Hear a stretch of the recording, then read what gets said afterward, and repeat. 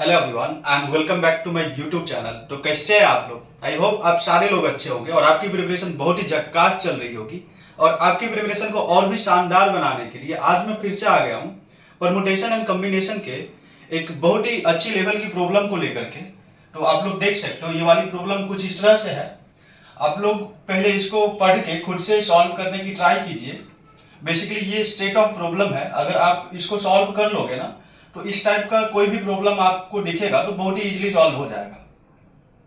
तो चलिए ये वाली प्रॉब्लम को सॉल्व करते हैं।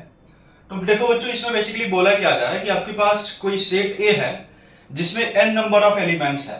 तो ये जो अपना सेट ए होगा ये कुछ इस टाइप से होगा ना। इसमें क्या होगा a1 a2 up to ar plus 1, इस तरह से total n number of elements होगा। और इसको मैं चाहूं तो कुछ इस तरह से भी लिख सकता हूं ए आई, जहां पे आई का वैल्यू क्या होगा 1 2 अप टू n। तो देखो अपने पास ये n नंबर ऑफ एलिमेंट्स दिया हुआ है इस सेट ए में।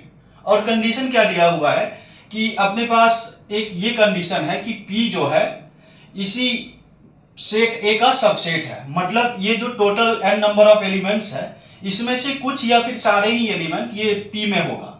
और दूसरा कंडीशन ऐसा बोला जा रहा है कि q जो है ना, q भी इसी का सबसेट है। तो मतलब इनिशियली यहाँ पे क्या बोला जा रहा है कि हम इससे कुछ देखो इसमें ऐसा बोला जा रहा है कि हमारा जो सेट ए है उसमें से कुछ एलिमेंट को लेकर के हम एक सबसेट पी बना रहे हैं। और फिर क्या करते हैं, वो सारे ही जो हमने पी के लिए एलिमेंट को लिया था उस एलिमेंट को वापस सेट ए में रख देते हैं। और उससे फिर से हम लोग कुछ एलिमेंट को सेलेक्ट करते हैं, उसकी हेल्प से सेट क्यू बनाते हैं। तो बेसिकली अपने पास ये दो सबसेट आ जाता है पी एंड क्यू। और हम लोगों से ऐसा बोला जाता है कि आप ये चारों क्वेश्चंस का आंसर करो डिफरेंट डिफरेंट कंडीशन में। तो लाइक फर्स्ट जो क्वेश्चंस है इसमें ऐसा बोला जा रहा है कि आप लोग P इंटरसेक्शन Q करो और इसका जो इंटरसेक्शन आएगा ना इसमें से एग्जैक्टली R एलिमेंट्स आने चाहिए।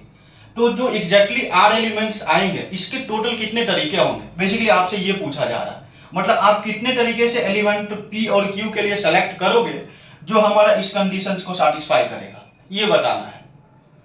तो देखो इसके लिए हम लोग क्या कर सकते हैं, पहले टोटल पॉसिबल केसेस लिखते हैं कि लाइक P इंटरसेक्शन Q कब कब हमें R दे सकता है।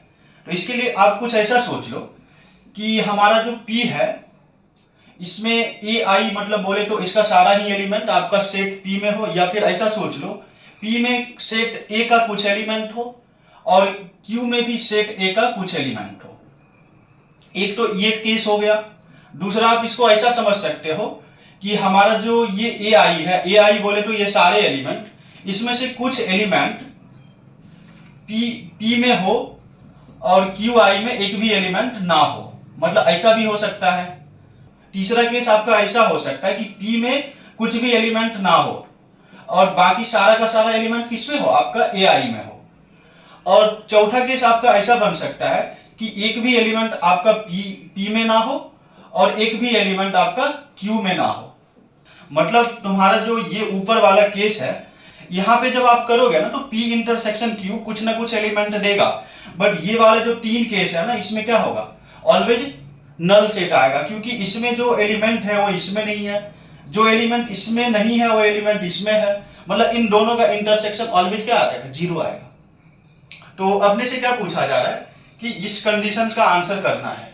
हम लोगों को P इंटरसेक्शन Q लेना है जिसमें एग्जैक्टली R एलिमेंट्स हो। तो देखो ये वाला जो केस अपना फर्स्ट केस है इसमें अपने को क्या मिल जाएगा, इसमें AI है और इसमें भी AI है। AI बोले तो ये सारे एलिमेंट से कुछ ना कुछ या फिर सारा ही एलिमेंट P में है और सारे ही एलिमेंट Q में है। तो यहां से हम लोगों को क्या करना है, इस total n number of element में से अपने को एग्जैक्टली R एलिमेंट्स लेना है। तो मतलब आप लोग क्या करोगे, यहां से लेकर के जो ये R तक एलिमेंट्स है इन सारे एलिमेंट को सेलेक्ट करना है ये n नंबर ऑफ एलिमेंट में से। तो हम लोग क्या कर सकते हैं, n में से R ऑब्जेक्ट को सेलेक्ट करने का क्या तरीका होता था, PNC में हमने आपको सिखाया था NCR। तो यहां भी तो वही सेम चीज हो गया ना। आपके पास ये n नंबर ऑफ एलिमेंट्स है और इसमें से इस R एलिमेंट को सेलेक्ट करना है, तो आप NCR बेस से इस एलिमेंट को सेलेक्ट कर सकते हो। अभी आपके पास और कितना एलिमेंट बच गया, देखो n में से हमने R एलिमेंट को सेलेक्ट कर लिया, मतलब अपने पास n माइनस R एलिमेंट बच रहा होगा अब भी। तो बचा हुआ एलिमेंट क्या होगा, बचा हुआ एलिमेंट इस केस में होगा, इस केस में होगा, या फिर इधर होगा। मतलब जो हमारा n माइनस आर एलिमेंट है इन तीनों केसेस में कहीं ना कहीं होगा। तो अगर मैं एक एलिमेंट की बात करूं, जैसे n माइनस आर में जो बचा हुआ एलिमेंट होगा, लाइक मैं इसकी बात करूं, तो इसके पास क्या चांसेस है, वो इस केस में आए, इस केस में आए, या फिर इस केस में आए। मतलब एक एलिमेंट के लिए बेसिकली 3 चांस है कि इन तीनों में से कहीं किसी में भी हो सकता है। इसी तरह मैं इसकी अगली एलिमेंट की बात करूं AR+2, तो इसका क्या चांस होगा, फिर से इसका भी 3 चांस होगा कि इन तीनों में से किसी में भी हो सकता है। और इसी तरह अपने पास टोटल कितने एलिमेंट है, total n minus R element है।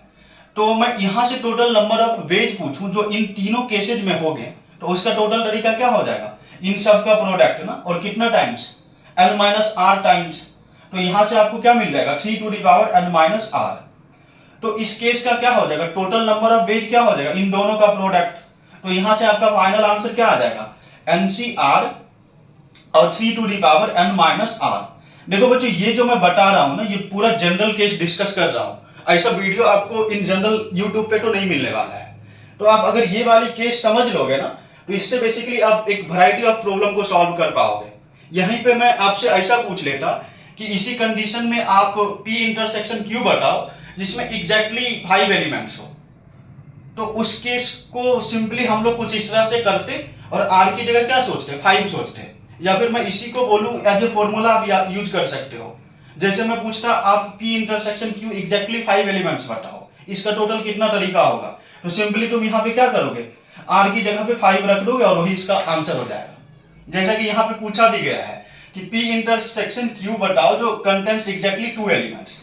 तो इस केस की बात करें तो इस केस में इसका आंसर क्या हो जाएगा, यहाँ पे हो जाएगा NCR, R की जगह आपको 2 रखना है, तो ये 2 रखोगे और क्या हो जाएगा 3 का पावर n माइनस आर बोले तो n माइनस 2। ये इस केस का आंसर हो गया आपका। और तीसरा वाला केस देखोगे ना, जिसमें आपसे क्या पूछा जा रहा है कि P इंटरसेक्शन Q बताओ जिसमें एक भी एलिमेंट ना हो।